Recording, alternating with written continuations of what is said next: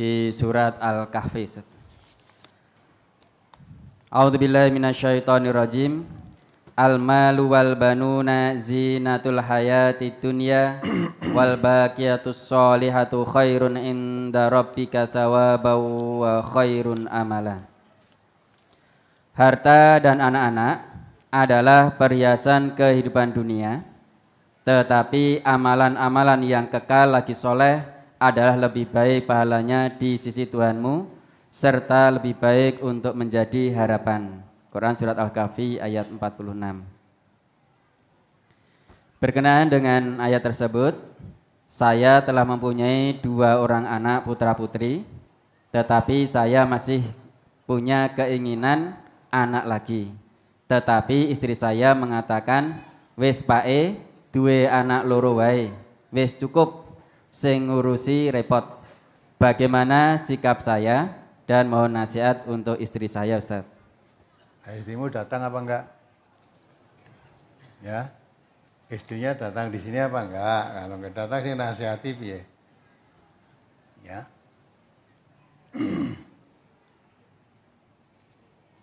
Memang orang kadang-kala takut.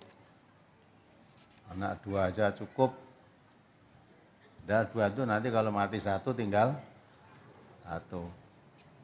Nah, anak 8 mati 1 masih berapa? 7. Ya kan? Nah, tinggal itu dirunding sing apik. Kalau bapaknya tambah kepengen anak, istrinya tidak betul-betul tidak mau, ya cari istri lagi yang bisa punya anak. Loh, konsekuensinya kan gitu. Lah punya istri udah tidak mau punya anak, padahal bapaknya masih kepengen punya anak. Ya dah? Mencari istri lagi ya boleh kok. Dirunding sing apik. Ya, kok 2 cukup.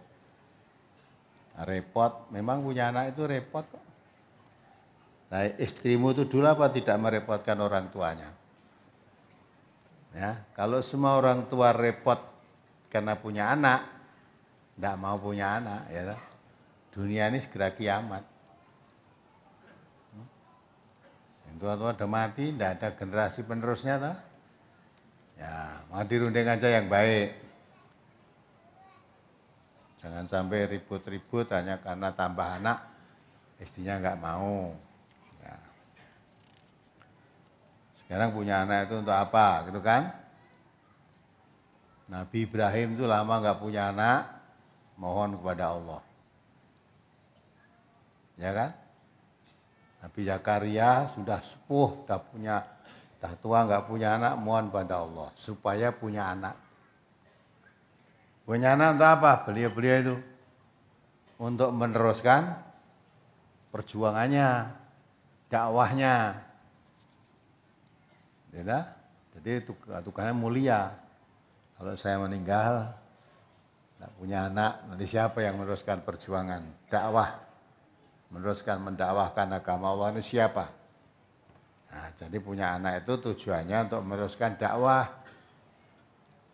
Bukan untuk mewarisi pabriknya, ya, bukan untuk meneruskan pekerjaannya. Kalau masalah pekerjaan itu, jangan yang mendatangkan rezeki, semua bayi yang lahir itu sudah diberi rezeki sendiri oleh Allah. Nanti apa rezekinya, dari mana diberikan rezeki oleh Allah. Ya, maka kalau tugas atau mempunyai anak itu kepengennya untuk meneruskan tugas yang mulia, dakwah. Karena dakwah itu tugas para nabi. Ya, para sahabat nabi, jangan sampai dakwah ini curus setelah bapaknya mati. Jangan sampai curus bapaknya mati, tidak ada yang meneruskan dakwah. Karena pekerjaan dakwah itu pekerjaan yang paling mulia. Ya. Allah Subhanahu wa taala dalam firman-Nya, a'udzubillahi minasyaitonirrajim, wa man ahsanu qaulan mimman da'a ilallah wa amila sholihan wa qala innani minal muslimin. Itu kan? Siapa yang lebih mulia? Lebih baik ajaannya, seruannya, panggilannya atau cita-citanya, ya dah? Siapa yang lebih baik? Waman ahsanu, yang lebih baik ucapannya, perkataannya, daripada orang yang berkata menyeru manusia untuk taat kepada Allah. Man ta'a ilallah wa amila sholihan, dan mengajak manusia untuk beramal soleh. Ya, dan menyatakan diri. Qala innani minal muslimin. Ya, menyatakan diri, tahuilah bahwa saya orang yang berserah diri, tunduk patuh kepada Allah. Jadi orang yang paling baik itu ucapan itu menyeru manusia untuk mengajak taat kepada Allah, untuk mengajak beramal soleh, untuk menjadi orang Islam yang baik. Ya. Untuk menjadi orang Islam yang baik itu tentu ya, mengamalkan Islam itu sendiri. Lah untuk mengamalkan Islam tentu mengerti Islam itu apa. Islam itu apa? Nah, untuk mengerti maka perlu belajar, mengkaji. Manusia supaya mengerti, maka yang mengerti menyerukan, mendakwahkan. Jangan sampai orang tidak mengerti Islam. Ya kan? Nah, kalau kita bicara Islam, sumbernya itu Quran dan Sunnah. Sumbernya bukan dari yang lain. Sumbernya Islam itu Quran dan Sunnah Rasulullah Sallallahu Alaihi Wasallam. Maka mengajak manusia yang paling baik itu mengajak manusia untuk memahami Al-Quran dan Sunnah Rasulullah SAW, kemudian diamalkan dalam kehidupan sehari-hari. Maka Nabi kita mengatakan, khairukum man ta'alamal Qur'an wa 'allamahu.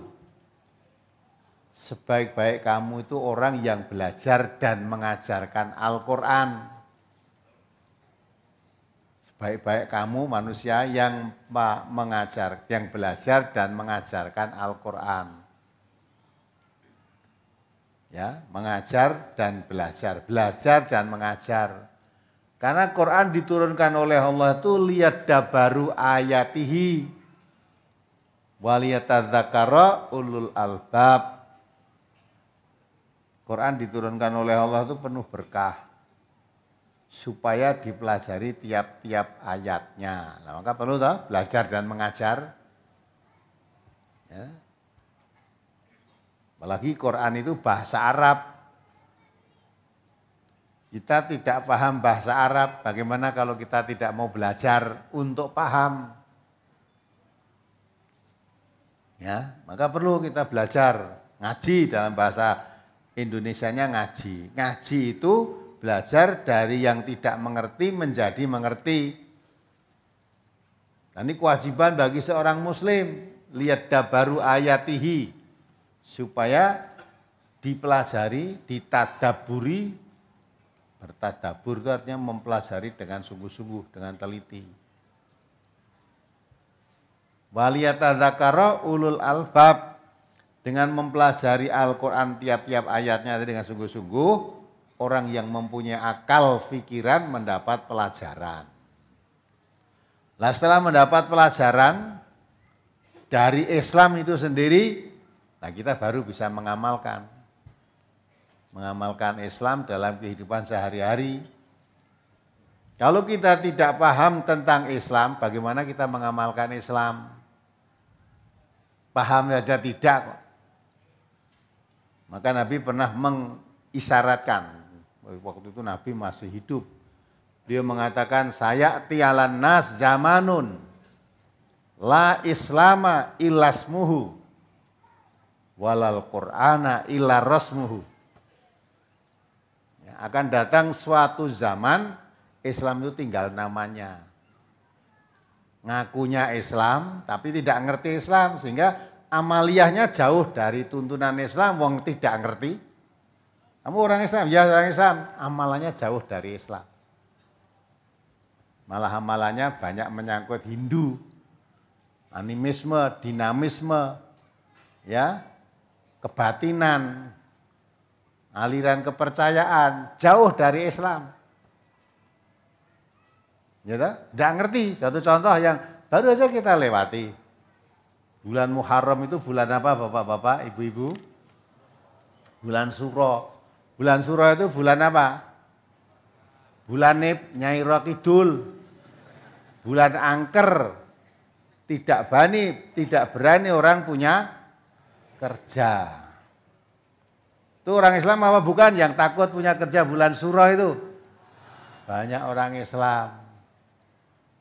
Loh, orang Islam kok takut dengan bulan Muharram?